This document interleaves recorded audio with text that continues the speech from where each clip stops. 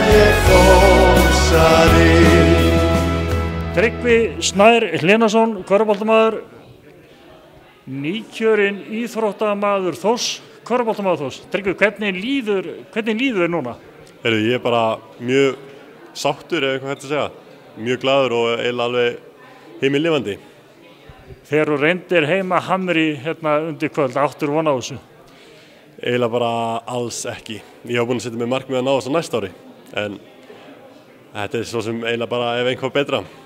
Þetta ár getur við sagt, eða þessi tæpu 2 ár, þetta eiginlega búið að vera ævintýri líkast.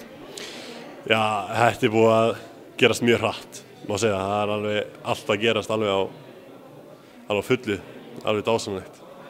Og ekki bara það að þú sett búin að orðin lykilmaður í meistaraflokki kalla, heldur þú ert fann að banka á ýmsu dyr hjá landsliðum og fengið meira sér að fara á æfingar hjá A-landsliði, þannig að þetta er ævintýri. Já, það er draumurinn að komast í A-landsliði, náttúrulega. Það náttúrulega stóð sér alveg dásamlega þetta árið og þetta er alveg svakalega bjart framtíð í körfunni, þannig að það er ekki spurning að plana að fara ennþá hærra og fara í A-landsliði. Hvað er framöndan? Í sumar U20, annars bara núna að klára þessa leiktíð og koma okkur í fyrstu úrvalsdeildina, segi ég. Það er náttúrulega yfirlýst markmið hjá Benna og ykkur öllum? Það er ekki spurning. Við komum með þetta markmið að koma okkur upp í úrvalsdeildina og það er það sem við ætlum að gera. En nú verður erfitt fyrir þig að toppa þinn eigin árangur. Nú ert þú búinn að orðin íþróttamaður Þórs, hvað næst? Og ber höfuð og herðar yfir alla aðra, Jórsins fyrstu merkingu?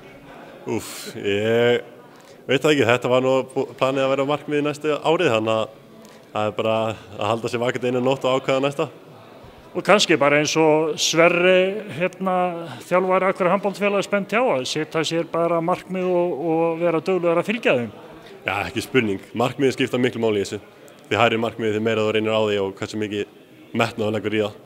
Þannig það er ekki spurning. Þannig að það er stemt hátt, þó að þú sett hátt uppi þá stefnur langt. Ekki spurning, allan daginn.